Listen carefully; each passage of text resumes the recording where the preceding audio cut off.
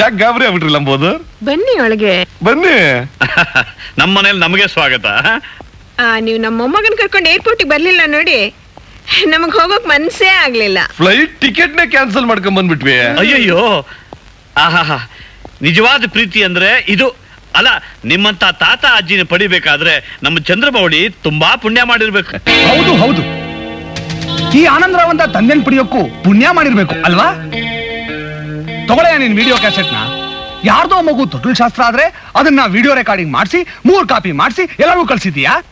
ಸದ್ಯ ಇವತ್ತಾದ್ರೂ ನಿನ್ ನಾಟಕ ಗೊತ್ತಾಯ್ತಲ್ಲ. ಅನ್ಯಾಯವಾಗಿ ನನ್ನ ಆಸ್ತಿ ಎಲ್ಲ ನಿನ್ನ ಹೆಸರು ಬರ್ದ್ಬಿಡ್ತಾ ಇದ್ನಲ್ಲಯ್ಯ.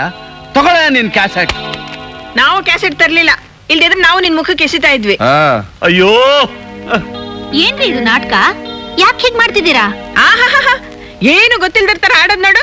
ನೀವು 3 ಜನನು ಸೇರ್ಕೊಂಡೆ ಆಡಿರೋದು ಈ ನಾಟಕ. ಅಮ್ಮ ತಾಯಿ, ನೀವೇನ್ ಬೇಕಾದ್ರೂ ಮಾಡ್ಕೊಳ್ಳಿ, ನನ್ ತಂಟೆಗೆ ಮಾತ್ರ ಬರ್ಬೇಡಿ. ಏನೋ ಚಿಲ್ಟೇರಿ, ಯಾರನ್ನು ಡ್ಯಾಡಿ ತಾತ ಅಜ್ಜಿ ಅಂತ ಕರಿತಾ ಇಲ್ವಲ್ಲೋ? ಇನ್ಮೇಲೆ ನಾನು ಯಾರನ್ನು ಡ್ಯಾಡಿ ಅಜ್ಜಿ ತಾತ ಅಂತ ಕರೆಯಲ್ಲ ರೀ. ಇನ್ಮೇಲೆ ಇವರೇ ನನ್ನ ಡ್ಯಾಡಿ. ಆಹಾ, ನಿಯತ್ತು ನನ್ನ ಮಗನಿಗೆ. ಇವನು 420 ಆದ್ರೆ ಅವನು 840. ಇನ್ನ ಹುಟ್ಲಿಲ್ಲ ಬೆಳಿಲಿಲ್ಲ, ಆಗ್ಲೇ ಇಷ್ಟೊಂದು ಸುಳ್ಳು ಹೇಳೋದು, ಬ್ಲಾಕ್ ಮೇಲ್ ಮಾಡೋದು ಮಾಡ್ತಾ ಇದ್ದಾನಲ್ಲ. ನಾಳೆ ದೊಡ್ಡವನಾದ ಮೇಲೆ ಎಷ್ಟು ಮನೆ ಹಾಳು ಮಾಡಬಹುದು, ಎಷ್ಟು ಕೊಂಪೆ ನಾಶ ಮಾಡಬಹುದು. ಇವ್ರಿಬ್ಬರನ್ನು ಹೀಗೆ ಬಿಟ್ರೆ ಇವ್ರು ಸುಳ್ಳಲ್ಲೇ ಒಂದು ಅರಮನೆ ಕಟ್ಟಿ ಎಷ್ಟು ಜನಕ್ಕೆ ಮಂಕ್ ಬೂದಿ ಏರಿಸಬಹುದು ಅಂತೀನಿ. ಅದಕ್ಕೆ ಹಾಗೆ ಬಿಡಬಾರ್ದು. ಇಷ್ಟು ವರ್ಷ ನಾವು ಕಳಿಸಿರೋ ಅಷ್ಟು ಹಣನ ಮುಖದ ಮೇಲೆ ಹೊಡೆದು ವಸೂಲ್ ಮಾಡ್ಬೇಕು. ಇಲ್ಲ ಪೊಲೀಸಿಗೆ ಕಂಪ್ಲೇಂಟ್ ಕೊಟ್ಟು ಮನಿ ಆರ್ಡರ್ ಕೌಂಟರ್ ಫೈಲ್ ತೋರಿಸಿ ಒದ್ದು ಒಳಗ್ ಹಾಕ್ಸ್ಬೇಕು. ಇಲ್ಲ ಇಬ್ರಿಗೂ ನುಣ್ಣಗ್ ತಲೆ ಬೋಳ್ಸಿ ಕತ್ತೆ ಮೇಲೆ ಕೂರ್ಸಿ ರೋಡಲ್ಲಿ ಮೆರವಣಿಗೆ ಮಾಡಿಸಿ ಮಾನ ಕಳಿಬೇಕು. ಮಾರ ಇದ್ರು ತಾನೆ ಕಳಿಯೋದಕ್ಕೆ. ಇಂಥವ್ರಿಗೆಲ್ಲ ಸಣ್ಣ ಪುಟ್ಟ ಶಿಕ್ಷೆ ಕೊಡೋದ್ರಿಂದ ಏನು ಪ್ರಯೋಜನ ಇಲ್ಲ. ನನ್ನ ಐಡಿಯಾ ಕೇಳಿದ್ರೆ ಇವ್ರನ್ನ ಸಾಯಿಸೇ ಬಿಡ್ಬೇಕು.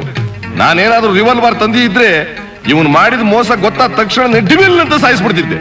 ಅರೆ, ಜೈಲ್ಗೆ ಹೋಗಿದ್ರು ಪರವಾಗಿಲ್ಲ ರೀ, ಒಬ್ಬ ಮೋಸಗಾರನ ಸಾಯಿಸ್ತೇನೋ ತೃಪ್ತಿ ಆದ್ರೂ ನನಗಿರ್ತಿತ್ತು. ನೀವ್ ಹಾಗ್ ಮಾಡಿ ಜೈಲಿಗೆ ಹೋಗಿದ್ರೆ ನಾನು ತುಂಬಾ ಸಂತೋಷ ಪಡ್ತಿದ್ದೆ ರೀ. ಮೊಮ್ಮಗ ಅಂತ ನಂಬಿಸಿ ಆಸೆ ತೋರಿಸಿ ನನ್ ಕರಳಿನ ಜೊತೆ ಆಟ ಆಡಿದಾನೆ ಈ ಪಾಪಿ. ಆವತ್ತಿನ ಬರ್ದು ಒಂದೊಂದು ಕಾಗ್ದಾನು ಓದಿ ನಾನು ಎಷ್ಟು ಸಂತೋಷ ಪಟ್ಟಿದ್ದೆ ಗೊತ್ತಾ? ಆದ್ರೆ ಇವತ್ತು ಅದೆಲ್ಲ ಸುಳ್ಳು ಅಂತ ಗೊತ್ತಾದ್ಮೇಲೆ ನನ್ನ ಹೊಟ್ಟೆಲಿ ಬೆಂಕಿ ಹಾಕ್ದಾಗ ಆಗ್ತಾ ಇದೆ. ಆ ಬೆಂಕಿ ಇವನ್ನ ಸುಮ್ಮನೆ ಬಿಡೋದಿಲ್ಲ. ಆ ಹೊತ್ತಿ ತಗೊಂಡೇ ತಗೊಳುತ್ತೆ.